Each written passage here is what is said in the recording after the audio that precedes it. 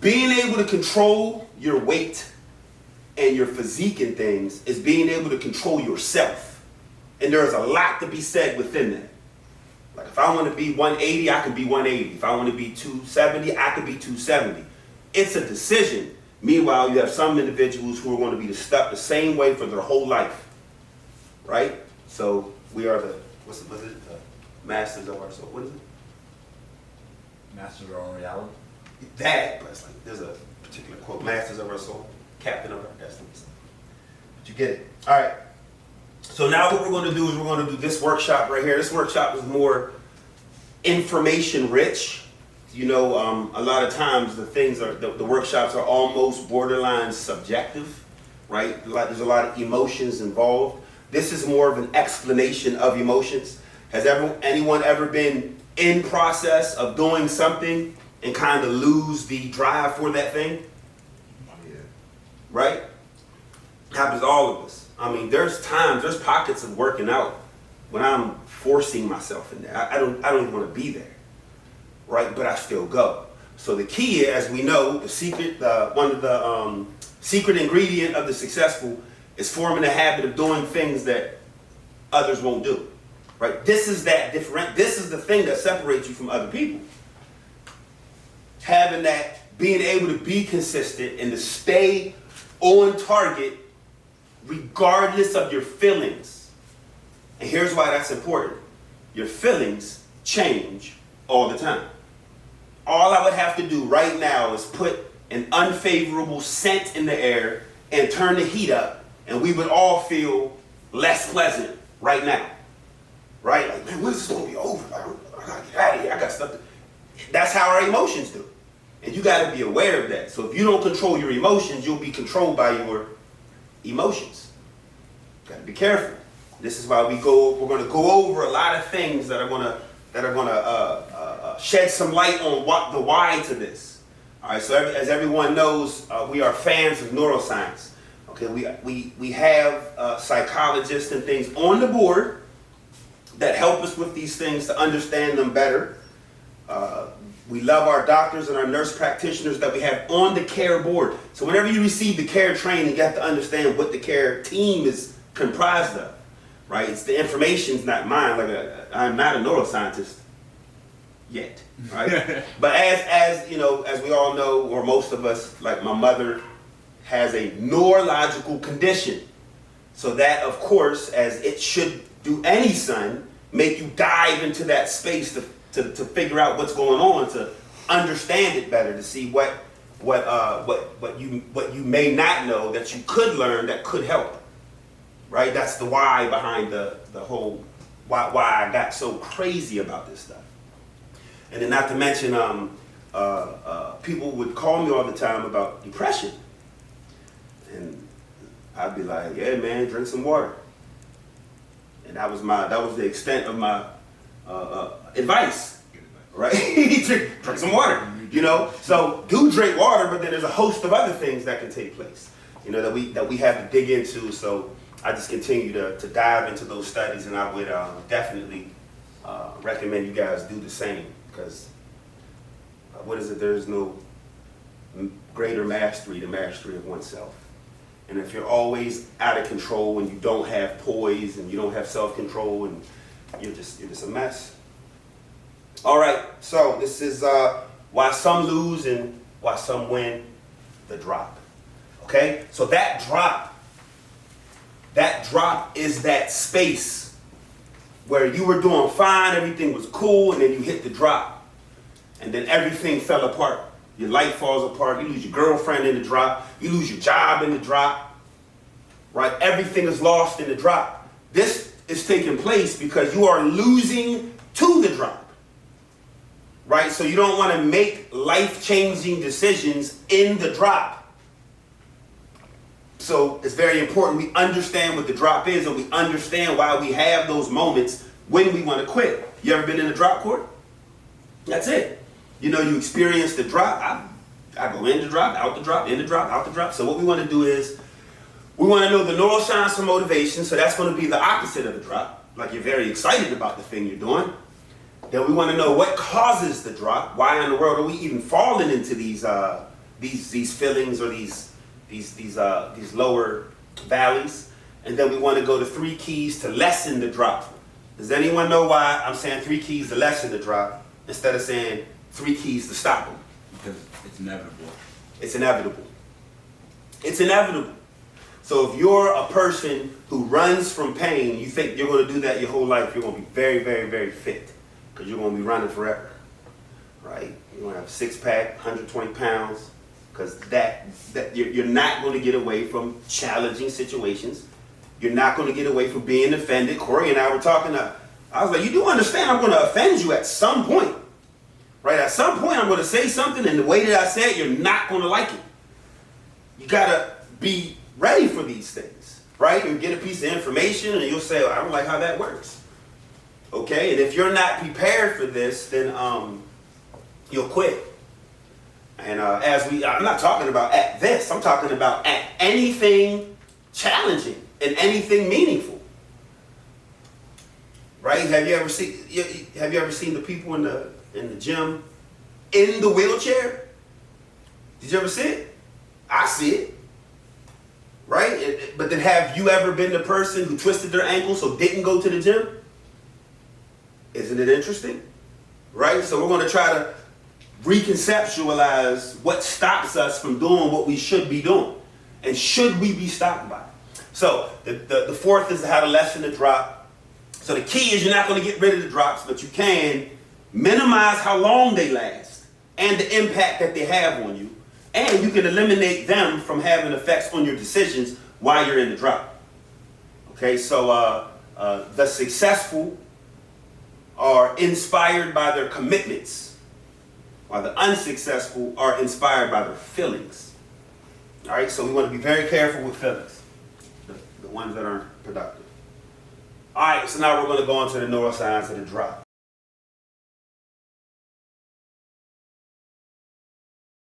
Does anyone know what epinephrine is? No one's going to be deemed a fool if they don't know these things. Years and years and years of studying, and I'm still just scratching the surface. What I know is drops, what's to be known as oceans, right? And I'm aware of that. But what we're going to do is we're going to learn these drops because they're going to help. Anyone know what epinephrine is? Is that the brain releasing some type of chemical, like to go work out or something? That's not the brain. Epinephrine it definitely plays a part in that. Epinephrine is also known as, what you'll know it as is adrenaline. Yeah, it's adrenaline. But whenever it's in the brain, it's going to be called noradrenaline or it's going to be called epinephrine. It's the adrenaline. All right, so that's the thing that gives you that feeling of launch, right? That feeling to go, that move, okay? And then you have dopamine. Who's familiar with dopamine? That's a pleasure receptor. Okay, it's a pleasure receptor. This is what it's known as, a pleasure receptor. It's also very important that you understand. Now, first of all, dopamine, there are entire books on it. We're about to do a 45-minute workshop on these things. So you already know. Don't be a follower, be a student. I would hope you would hear these things and say, that was interesting. This could help me in how I feel, which is important. The quality of your life is determined by the quality of your feelings, right? So it's like, let me learn more about these things. So I would hope you would dig deeper in them, but beyond just this. Okay, so dopamine, that is your motivation. It's a neuromodulator. That's for motivation, for, this is very important, craving, pursuit. And a lot of people have it marked as the reward chemical. So if you have it marked as only the reward chemical, then this means that you have to have achieved something to get it going. But that's not true. It's a pursuit chemical as well. We just have to make sure that we're subjectively tied into the understanding of it, and then it could be released. Like if you're going to the gym and you know you don't feel like going, but you know how good it is that you're going because you don't feel like going. And then you know you're the person who works out rather he feels like it or he doesn't feel like it, right? And the fact that you're on that meaningful pursuit will release dopamine. Dopamine is so profound. It's worth learning. It'll help us all. Now here's the thing. Whenever you have epinephrine and dopamine, right, they're normally released in concert, right, together in tandem. Now what you can have is you can have dopamine begin to subside, and then you have epinephrine, which is also adrenaline in the brain, right, still pumping. And this makes people quit, right? So adrenaline in the brain, epinephrine, it is a exhausting chemical, right? It's you're pushing so hard, nonstop, pushing so hard, pushing so hard. Now, what dopamine does is dopamine suppresses epinephrine. It's so complex, but this is why I want you to study beyond what you hear. So they're released in concert, but if you get the dopamine drop off and the epinephrine just continues, then you'll actually quit because of the thing that's making you excited. It's very interesting. Okay, so then we have to understand these things so we can counter it when we're experiencing that, right? Now, that's the neuroscience of motivation. I mean, come on, we know it's deeper than that. All right, that's just the basics. All right, now we're going to go over what causes the drop. And this is something that I loved when I ran across this information. One of the things that I love studying, I'm sure you've heard the adage, success leaves clues, right? So if you find someone successful, like find also what they do. What do they think? How do they perceive things? How do they conceptualize the things that they're going through, right? Because whenever you start to study people who are where you want to be, or they're like what you would like to be like, right? Whenever you begin to study these individuals, you're going to start to see they're not much different than you. The difference is there are some things that they experience that make you quit, but not them. And that's the true difference between you and this person, right? So you have, I love studying Elon Musk. He's an interesting mind. So he learned from a friend to describe the drop, what we call the drop, as staring into the abyss and chewing on glass. Okay, so when you're feeling like, I just don't know, man, if it's all worth it, it's like this is not something that is foreign to anyone who has made a major impact on humankind, to anyone who has become a leader provider. That individual can provide for and contribute to their self and far beyond their self, right? They experience these moments.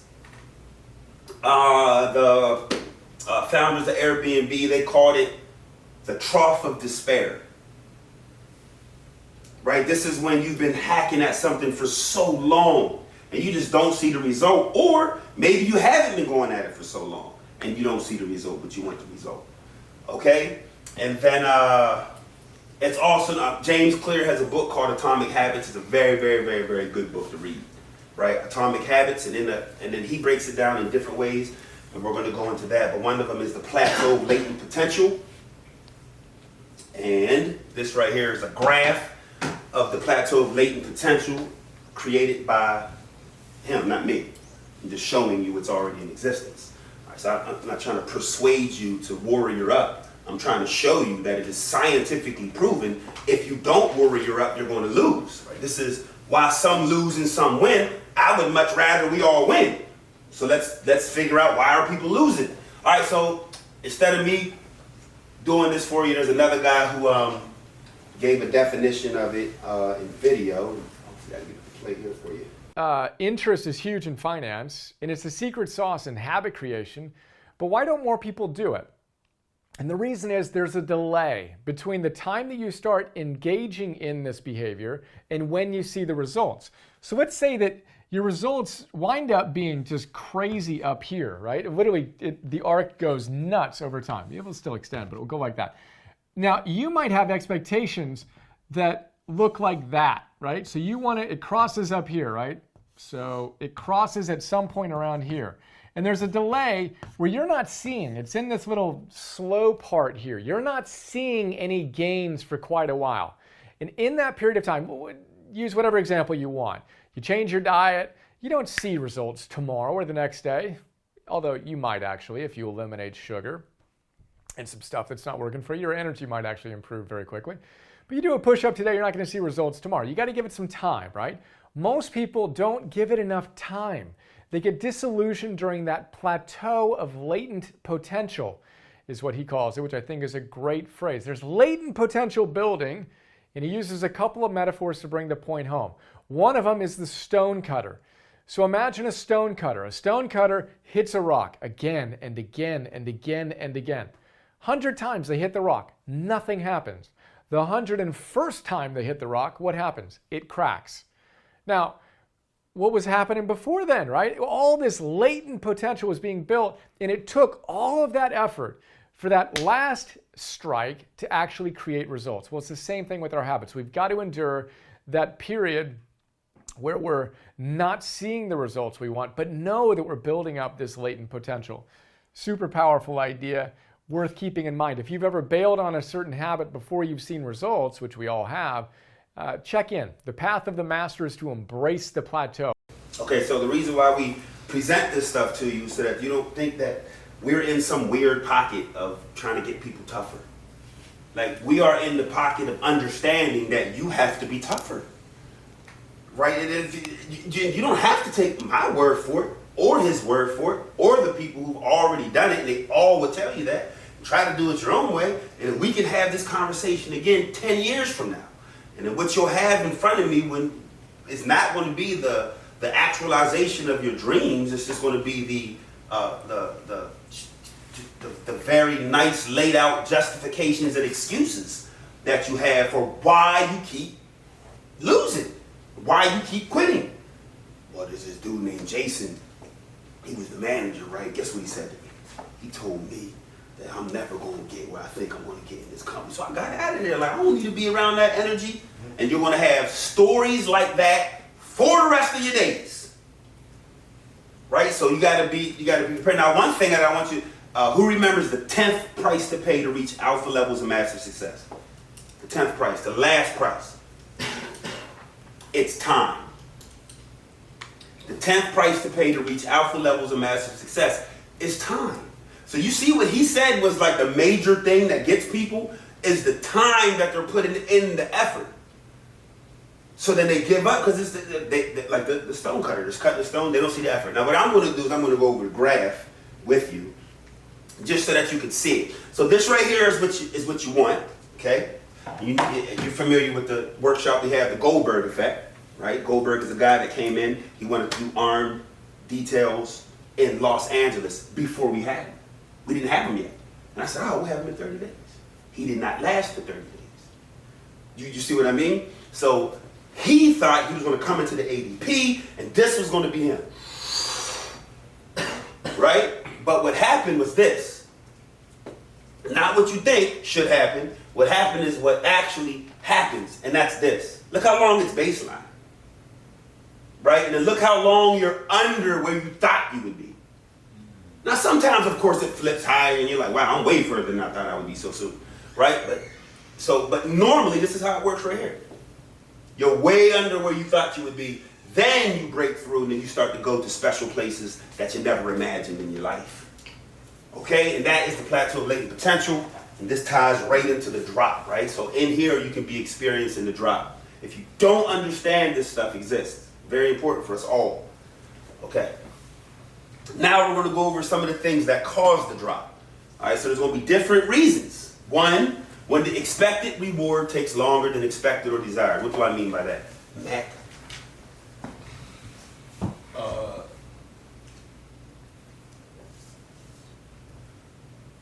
You're trying to lose weight, and I want to lose like 30 pounds in 6 months, and like it's not getting there. I'm not losing no weight. I'm not reaching my goal. It's taking longer than what I expected. So then I start giving up and not wanting to do it. When the expected reward takes longer than expected or desired, when you have a goal and you put a time frame on it, and you're trying to reach that goal, but the time is coming, it's past, and you didn't reach it. So it's like, you're giving up. You don't have the desire to keep going forward because you're not seeing the results. There you go. Perfect. All right, so that right there is like you go into something and you say, I'm going to give this thing 2 months to change my life forever. Right? And then you're on month 3 and your heart's broke and you're down and out and you're ready to go somewhere else and say the same thing. When the effort exceeds one's expectations, after a temporary defeat, one can experience the drop. When one is overwhelmed by challenge and pain, you can experience the drop. The price in general, so if you had the price workshop, any of those characteristics of the price to pay can cause the drop. Dopamine reward prediction error can cause a drop. And then after dopamine spikes, dopamine drops below baseline. Whoever heard of a sugar crash? Or you said it about kids. Or there's coke crashes, right? Or binge crashes in people. So this is what it is. This is something that you have to understand also. It's so complex that obviously we're not going to be able to dig into all of it. But we will dig into a few. So what we're going to do is we're going to go back to number 1. As you see, I hover around time-related weakness, endurance, and things of that nature is where you'll notice we put a lot of emphasis, right? Trying to make sure we don't fall amongst the ranks of those who haven't learned to win. Okay, the secret ingredient is being able to do things you don't like. The secret ingredient to winning is not running from things you don't like. Right? You'll actually form the ability to run directly towards things you don't like because you know they hold the results you do like or you do want. And when you start to form that type of fortitude, you become a beast, a whole different animal. Okay, so farming, agriculture, that is not an immediate reward environment. That is a delayed reward environment. Okay, so if you're trying to press a delayed reward into a immediate reward. If you want an immediate reward and you're trying to squeeze that into a delayed reward environment, you're going to force yourself down. Remember we were talking about burnout and we were talking about things like that? This is how that stuff happens. You know, I've been working out for 6 months. I really don't see much. Right? So now you feel down. You're experiencing the drop. So the key is you have to be smart enough to look yourself in the mirror or have some friend therapy with someone who knows better and then simply say, this is how I feel. And then you can confide in someone who's going to say, it takes longer than that. This is a delayed reward environment like farming. Put the seed in the ground, you got a lot of nurturing to do before you see that fruit that you want. All right, so don't tear yourself down by trying to squeeze a delayed reward into an immediate reward into a delayed reward environment. That's not the way it works. Okay, now when the effort exceeds one's expectations, obviously all that's saying is it's harder than you thought it would be. And it's almost always harder than you thought it would be. That's the interesting part. I'll say to someone, oh yeah, I'll help you build this thing, and then we'll get to the building part. And hours later, we're still building it, like us putting the light up. And then we put it up in the wrong place anyway. You understand? Like to get it really right, we have to take it down. Run the wires through the ceiling, push it back out further. All of this stuff, we're like, nah, let's just put a stopper on the floor. You know what I mean? But that's just how it works, as interesting as it may be. All right, now after temporary defeats, you see we call it temporary defeat. You think you're going to be on this journey, any journey of significance, and not hit defeats at times, then you're lying to us and to yourself and someone lied to you. That's just not how it works. There are very few paths that you're not going to find yourself at a loss. Okay? And then, I want to go back to the after dopamine spikes, dopamine drops below baseline. All right, so when they went to the moon, when they came back, they fell into severe depressions. Isn't that wild? They were on the moon. They're like, well, how do we top being on the moon? You understand? So your baseline, so you'll hear the phrase dopamine spikes often, right? It's just an increase in dopamine. So what happens is once you win the thing, or like you pull her finally, and your dopamine shoots through the roof, and then when it drops below baseline, like below where you were actually normally at. So then you're in like a slight drop. And sometimes we don't understand it. How being down can follow being very excited or following a massive reward. So this is something you have to be aware of. As I said, all of these can be studied in depth. And it's some of the most interesting information you're going to dig into and valuable. If you've ever felt bad and you're trying to sort out, why do I even feel this way? This information will help you, okay?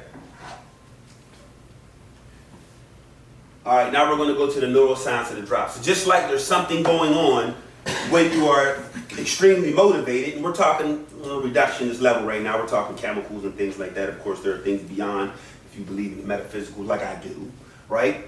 But right now we're just talking about science. No one's going to sit and have an argue with me about science, right? Okay, so whenever you have a challenging experience, a pain or anything of that nature, or some type of stressor on you, all right, so you're going to have the release of cortisol. Cortisol is also known as the stress chemical. Okay, so whenever you are, cortisol is also responsible for activating the sympathetic arm of your nervous system, which is also known as your fight or flight mechanism. Everybody familiar with that terminology, fight or flight?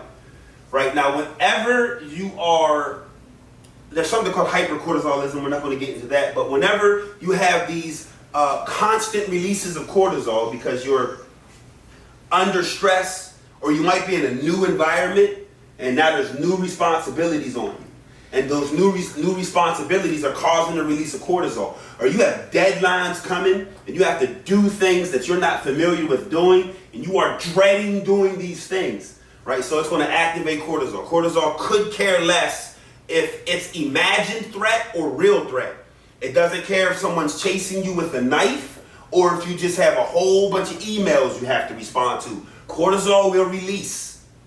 Okay, now when it does, what starts to happen is your body has to divert energy to your limbs so that you can fight or flight. There you go, it's fight or flight. So you're losing cognitive bandwidth, you're losing brain power. This is when you put on your Frankenstein mind and you lose your Einstein mind. Your multiple perspective advantage is now diminished down to a limited perspective disadvantage. You're not as smart as you were. It's interesting. And this is because you're stressed out. You heard people say, he's in survival mode, man. That's why he's not making good decisions. Right? We're familiar with this. Okay? And then you have epinephrine, which is, what is epinephrine? Adrenaline in the brain. So when you got these two rolling together, things are now tough. Now you got anxiety, you got chronic stress, like you are trapped in fight or flight. Okay, and of course, you want to be the person to go ahead and join the ranks of those who lose in that space. Right? So the reason this is very important is because we all have to experience the drop in one way or another. If you ever had a girlfriend and you've been with her for years, and you can right now recite times when you were like, well, it's over then. But you're still together today. Like you made it over in a drop. Right? So you want to make those types of decisions, not in a drop, but outside of it. All right? What was that? What, I keep messing that word up. We said the other day, where it's like the refractory. The refractory period. Yeah, The refractory period. Yeah. So when you're in the refractory period, you're in the emotional residue of an experience of some sort, right? Refractory period is often used in sex, right? So after one were to ejaculate, your body goes into a refractory period. Okay, so it's very difficult to go right back at it. Right, and that's just the way we're designed. So you're in that chemical compound, you're in a refractory period sexually. So it's the same thing emotionally, right? Someone bumps you, spills your coffee all over your shirt, it's completely their fault. And they're like, watch it, are you serious? Watch yourself. Right? And now you're in traffic cursing everyone out. You're mad, you're still in that emotional residue of the experience that you just had. That's your refractory period. So that's not the greatest place. We admire people who are phenomenal in their refractory periods. Like we say, this guy's poised, right? Everything's going crazy, and they're like, I get it. And that's their response to something that somebody else would be jumping all around the room like a chimp, right? All right, so now we're going to go with 4 keys to lessen the drop.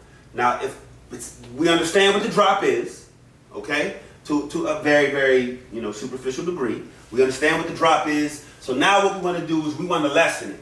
We don't want to be the guys quitting because we feel it. We want to know what to do when we feel it. All right, so I'm going to break them down one by one, and once again, I'm going to tell you, you have to have the information and you have to look into it later. Okay, because this is how profound it is. And if you won't, don't contact people complaining, because you're just a complainer, right? Help yourself some. And when you have this information, it's not only you can help, it's others you can help. Okay? Or just stomach all of your emotions and never complain. Like if you're doing all of these things and you're adding these things to yourself, and then whenever you go to talk to someone about how you're feeling, you're not complaining anymore. You're confiding. Okay? So stop beating people up with your complaints. You want them to help you, and you don't want to help you. All right. So number one is reward system toggling, awareness of the drop, then the 5-step pain process, and dream weaving. These could, such a comprehensive workshop, but we're going to flow through it. All right, now oxytocin, although it has recently been discovered that it actually does tap into the dopamine reward systems, we're just going to let the research roll out on that because these are new findings. But for now, we got the oxytocin and serotonin, which are also known as the here and now chemicals, right? So when you come home and you're relaxed and you just sit down, you're like, oh, I feel so good, the couch, right? And you have that time where you just feel good. You're like, man, you know what?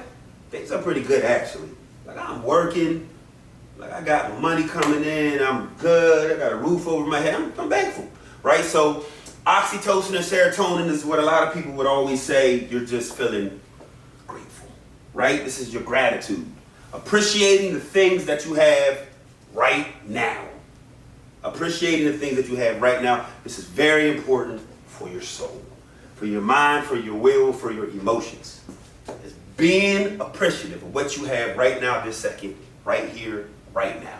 Now, and then serotonin is going to be the neuromodulator, and then oxytocin, or the neurochemical, and oxytocin is actually a hormone that goes into a neurochemical. Like I said, you got to study this stuff. It's so in depth. All right, and then we already went over dopamine, and we already went over epinephrine. So this right here is the process and the progress chemicals, right? This is when you're excited about the thing. Did you ever wonder why the pursuit of the girl is so intriguing and there's so much energy there? Right? Oh, she texted me. Boom. We texting all night. Y'all setting the phone up on the pillow, falling asleep on Zoom so you can look at FaceTime, you look at each other's faces while you're sleeping. Like weird stuff. Like, let me see you do that 10 years into your relationship, right? Why not? The chemicals are not there like they once were. Okay, so you don't want to live your life based on your chemicals. You have to just live your life on your commitments. All right, so the process and the progress. So this is where you're saying to yourself, this is where I'm going. Right? This is what the process looks like. I'm going to fall in love with the process. I'm going to attach myself to that future vision, to that future dream. Right? And no one's going to shake me off of that. And I'm going to use that energy to power me right now. That's what I'm going to do. The retroactive causation, that's another thing that we go over. We'll go over it another time. All right, so this is the toggling of these two. Being grateful for what you have and being excited about what you'll have. Okay? If you get trapped in just this space, just dopamine and epinephrine, you're going to burn yourself out. If you get trapped just in this space, you're going to be on the couch with the PlayStation and a blank and a 40, chilling. At age 40. Waiting for your album to drop, you know? Oh my goodness. You know, that you don't want to get caught up in that either, or you end up lazy, okay? All right, so that right there is one, reward system toggling. You want to go back and forth. I do this when I wake up in the morning, like what I'm thankful for. You know, I got my kids, I got my wife, I got my family, I got my freedom, I got fresh air, food, right? I got a team, I got a community, we got a culture, good habits, I got the gym, I got my health. Then I go into what we're gonna have. We're gonna make a major impact on the globe. This is exciting stuff. So I go back and forth, and you should too. All right? Now, the second key. So the second way to lessen the drop. Remember, we're not going to eliminate the drops, part of life. Second, this is important, David. The second key to lessen the drop is going to be awareness of the drop. That's what this whole workshop is for. It's so you don't fall off the cliff that we told you was there. Right? You know how many times I've had conversations with people where they were bringing something to me about how they feel? And my response would be, oh, you're in the drop. I get it. You're in the drop. Or I'd be having a conversation with someone and somehow the drop would just come up. And they would be like, that was me a month ago. Bro, I was hurting. And then it just helps bring it together. So whenever you are aware of the pit, then you don't have to walk blindly into the pit. As we said before, if you are ready for someone to punch you in the face, your chances of being knocked unconscious are lower. But if you have no idea it's coming, chances of you being knocked unconscious are high.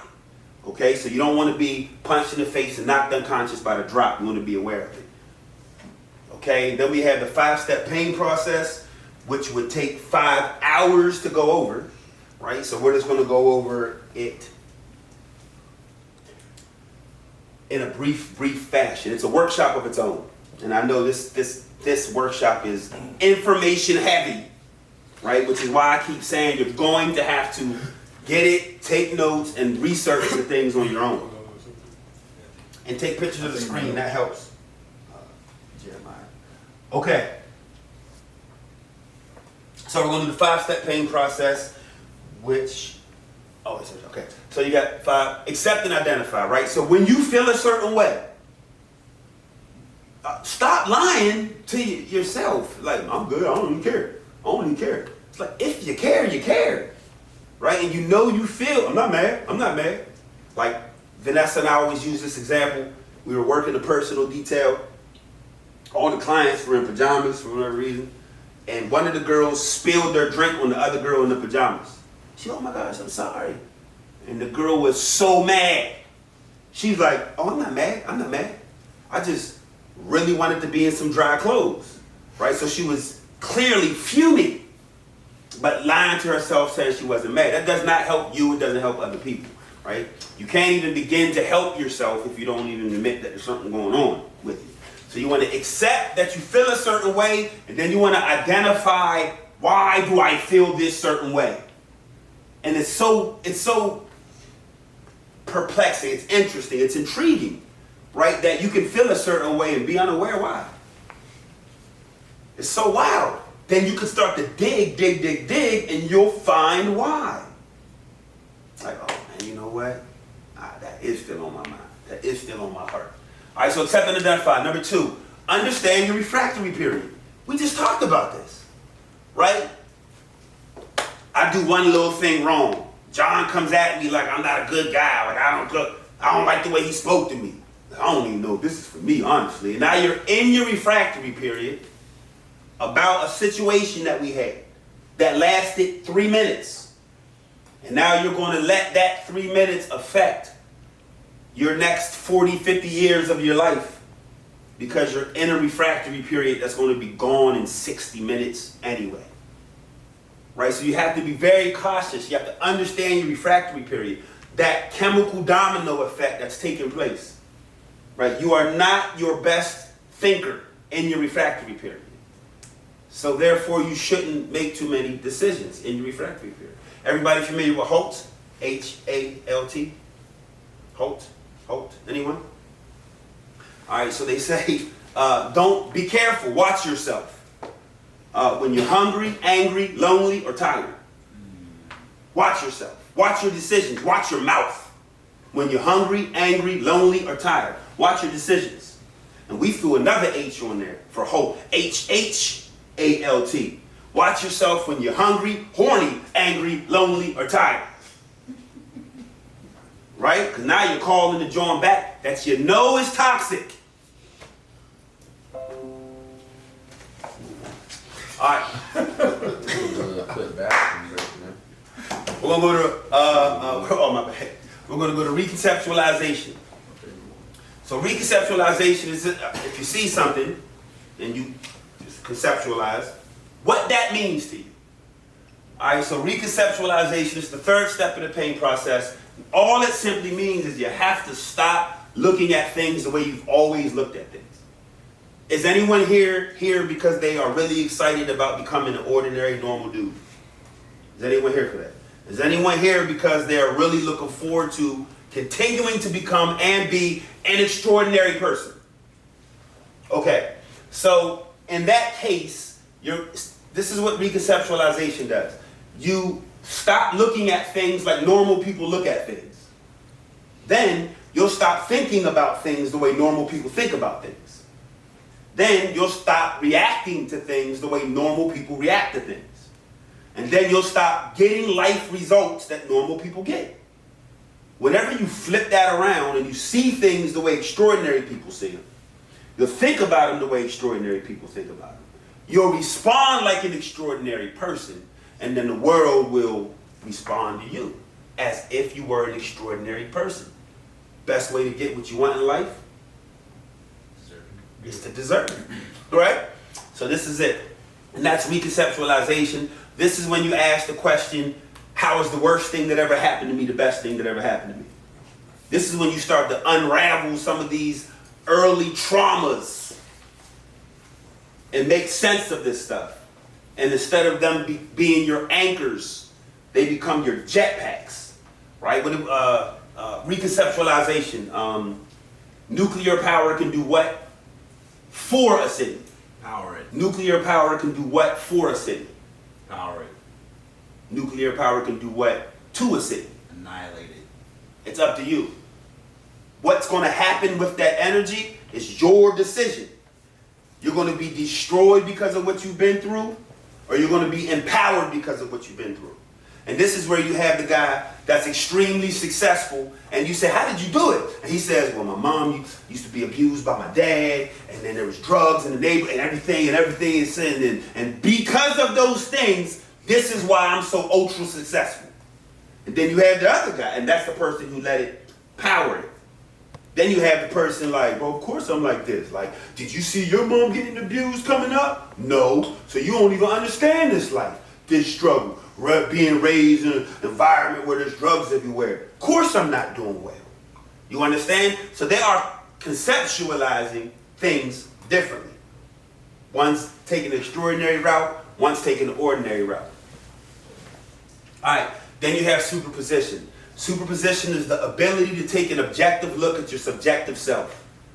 Right? To say, John, you ain't feelings right now, huh? To say that to yourself. Right, like, man, that hurt my feelings. Dudes struggle, that's that toxic masculinity, right? You struggle to admit your feelings are hurt. I didn't realize I was fighting all the time when I was young until I had to accept I was ultra sensitive. That's why I'm punching everybody in the face. I thought it was because I was ultra tough. Right? Like, I'm so tough. If anybody says anything to me, punch right in the face. Then I ain't gonna see it coming so fast. Right? But it's like, no, they're hurting my feelings. Anyone could. Oh, you got a big nose. Pow! You know what I'm saying? It was just very easy to offend me. I was a very sensitive child. Okay? But now I'm able to reconceptualize why was I like that. And to do the work to not be so easily offended. Now, and to be in superposition now when I'm offended. And I'm able to say, I'm offended. And I can see myself offended. It's that bird's eye view, right? Take an objective look at your subjective self. Whenever you're in superposition, both negative and positive hang in a balance, but none have been selected yet. Like, that's that space, right? This is where you say, okay, this can work out one of two ways. That you're saying that from superposition. You're looking at the situation. Right? And the issue is most people totally ignore this and they just react and react and react. This is why they're always in trouble. And it's a very easy one for me to expound because that was me. I did not jump into superposition. I would just do things immediately. Bad things immediately. All right? So that's superposition. there are multiple potentials in the quantum field. All of these different probabilities that haven't been collapsed yet. And you see the different probabilities. You see all of the potentials from superposition. Does that make sense? So you want to be in superposition. Whenever a wave is coming and the surfers see the wave coming, the surfer's saying, am I going to catch this wave or not? He's in superposition. A little there. You see? So that's one of the steps to the pain process. Look at yourself in the situation. And then you have to know your emotional EpiPen. Now this is kind of along the lines of, cognitive behavioral therapy and things of that nature. But to know your emotional EpiPen, know the things that are good for you, that are healthy for you. Right? Like if your feelings are hurt, you might not want to take 10 shots. That might not be the time. Right? So you have to know the healthy things that you can do to yourself. Just like you have an individual who has an allergy, a peanut allergy, anything of that sort, and if they get exposed to this allergy, they do what? They have to do what? Boom, they got to take an EpiPen, right? That will immediately counter the allergic reaction they're having. So we have to know the things that will immediately counter the emotional reaction we're having, right? So you're in your refractory period, and you start saying, this is what I'm going to do while I'm in my refractory period. You start picking things from superposition. Stuff got complicated, didn't it? All right, so, but the important thing is, this is just, it's therapeutic for you, it's cathartic, right? You know it's good for you. Healthily. Right? So you're like, okay, I already know when I start writing it out and start writing it, this right here helps me. If I jog, this helps me. Diaphragmatic breathing, this helps me. Meditation helps me. I got to throw my worship on y'all. You already know I'm feeling a certain way. You know that helps you, right? I got to pray. I got to meditate, right? I got to call my dad about this because I'm feeling a certain way. You know these things are therapeutic for you, so you do them and you apply them intentionally and immediately. And you do that for yourself. That's just 5 steps, hundreds of ways to help yourself, right? But this right here is just different ways, a 5-step plan to lessen the drop, okay? So all worth looking into far beyond the little description I just gave. All right, so the fourth key to lessen the drop is we have dream weaving, okay? Which is, of course, it's an expression created through the ADP. It's common sense, but we're going to go ahead and read this for me, Corey. You gotta actually talk directly into the mic, and you gotta speak up. They said last time it wasn't picking up well. Okay, wait. Dream weaving. Read this to me, Corey, please. When your purpose serves as the catalyst of your actions, any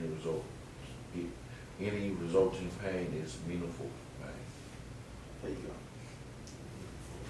All right. When your purpose serves as the catalyst of your actions, any resulting pain is meaningful pain. All right. What does that mean to you, Corey? It's when you're working towards something, even if it's painful for you, it's worth it because you're working towards your goal. That's exactly what it means. That's exactly what it means. Now, if you're trying to figure out a way to master how to carry 5 relationships at once, and you're finding yourself in a lot of pain, that might not be meaningful pain. That might be recreational anguish that you're going through there, right? But if it's something meaningful, and if your purpose is involved, and you find pain behind this pursuit, that's meaningful pain. This is subjective insertion. Like you're able to look at it and you say, why am I feeling this? Why am I subjecting myself to this particular pain? And you say, oh, it's in pursuit of a pleasing result for my future, the community's future, for my kids' future, right? And you're able to tie yourself within why you're doing what you're doing, okay? And then this makes it meaningful pain. And that understanding lessens the drop. You're smacking the drop, and you say, I know I'm smacking it, but if I'm supposed to be here right now, I'm supposed to be here right now. Betcha this. Betcha I don't stop. Right? Now you start to form that inner warrior within you and stop being so sensitive. One of the worst problems is people think they're not supposed to have problems. It's a part of life. Right? You're either, what's the saying about crisis? You're either coming out of a crisis about to go into a crisis. Like crisis is just something, it's just a part of life. We have to live our lives controlling our emotions. All right, so don't lose because of the drop. And if you find yourself feeling like you're chewing on glass, staring into abyss, if you find like you've been putting so much time in, and not us, look at this for anything. Anything that you're doing, anything that's meaningful and purposeful. And you hit that pocket of down where it doesn't feel good. The trough of despair, the valley of disappointment, right? And you say to yourself, this is just a part of it. This is the nature of the beast. But it won't stop me. And I'll be out of it. Right? And this, when you become this person, this is how you and your team grow. And this is how you build together. This is how you make a major impact on humankind. This is how you reach leader provider status. This is how you reach alpha levels of massive success. You have to be able to survive these moments. And if you can't, you're not going to be of much good to this company, to any company you go to your family or to your community. Because all it takes is a little struggle to knock you out of the game. All right, does anyone have any questions? Has anyone experienced the drop yet in this company? Some are fresher than others and they haven't. What'd you say? That's I'm still fresh. You're still fresh, so. Corey, have you ever experienced the drop? I'm not gonna say who it was. It might be here for another hour. We'll all be in here crying together, right? But it's a part. And sometimes it's gonna be extrinsic. It's gonna be things that are happening from the outside. It's not even us. It's like you're good. You're like, I'm not good. I'm killing this. You get that call. Just so you know, if you don't come back, it's over between us.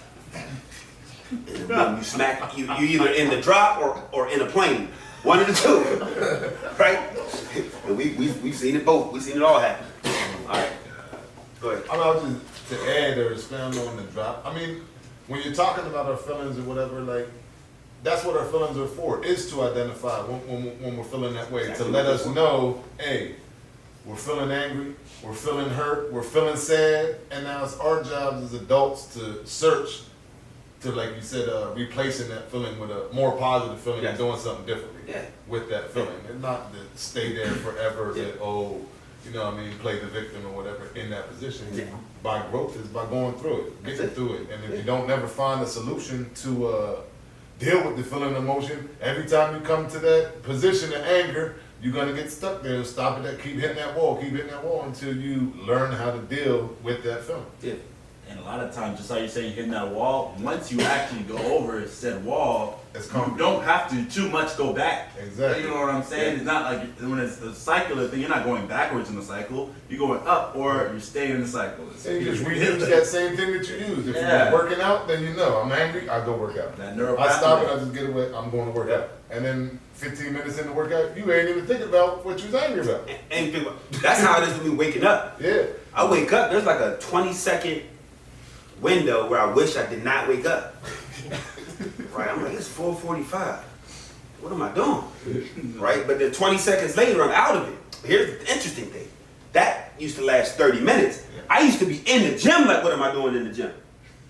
On my first reps and sets, like, wow, what am I doing sets for? And then come mid-workout, I'm like, oh, I'm so happy I came in here. I'll tear this gym to pieces. You understand? Right? It's different. So it went from like 30, 45 minutes that I'm in a refractory period from waking up to 20-second window where I'm like, oh, here we go. You know, and then some days I don't feel it at all. I'm actually waking up before the alarm goes off. Right? So you're right. Your neural pathways, they'll start to work with you. Things that you used to dread, you can actually start to like and start to appreciate. I was just gonna say, one thing you talked about was at the end was like where pain basically becomes pleasure because you reconceptualize what pain means What to it you. even means. Like literally, what is pain? What is fear? What are these things that hold you back? They don't actually exist. Someone told you one time you were maybe scared of something, and then you ran with it, and then now it's holding you back. But you don't have to live that way. And now you got the habit of responding to those emotions like your parents or like the society, your community that you're around, or like you've seen on TV. And you're responding just like you've seen without the reconceptualization of it. Yeah. You got the habit of responding and correcting. What else? This is group discussion. This is an open floor. You guys can even stop recording if you want. Yeah. It was just we got to record. But we still got to learn stuff. Right. So that right there is a super deep workshop, guys. And if you listen, hey, I'm telling you this right now. When I enter a drop, I feel great in my drop. I'm confident in my drop.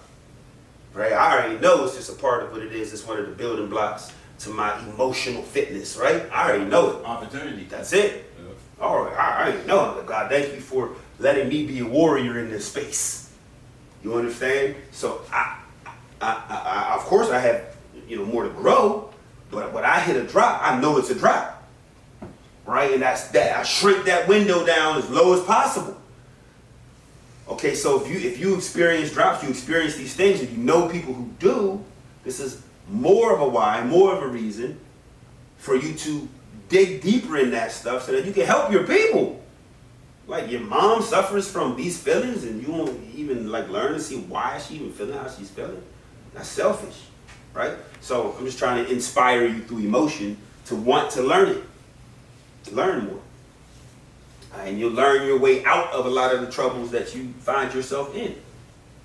Man, when you have a name for something, right, then you can intentionally avoid it or intentionally apply it. Right? John, where you going, man? You look so serious. I'm about to get on this emotional EpiPen. Hit this gym up, start on, hit. And you can just voice it and then follow the steps and you can cure yourself so much faster. Intrinsically is what you mentioned, You don't want to just grab an L every time. That's not fixing anything. That's covering. You gotta remember there's a difference between covering symptoms and fixing problems. Right. That's why you gotta be careful with medication. I'm not a doctor. I'm not telling you be on it or to be off of it. I'm just telling you. It doesn't matter. You got to really work on the things. You can't just cover the things. What's Jim Rohn say? If there's weeds in your garden and you turn your head and you say, there's no weeds, there's no weeds, there's no weeds. They're still there. Choke the whole life out of your garden. Yeah.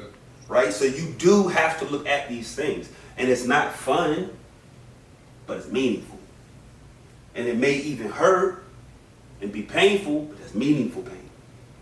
And that's the pain that we want. We're living life on purpose.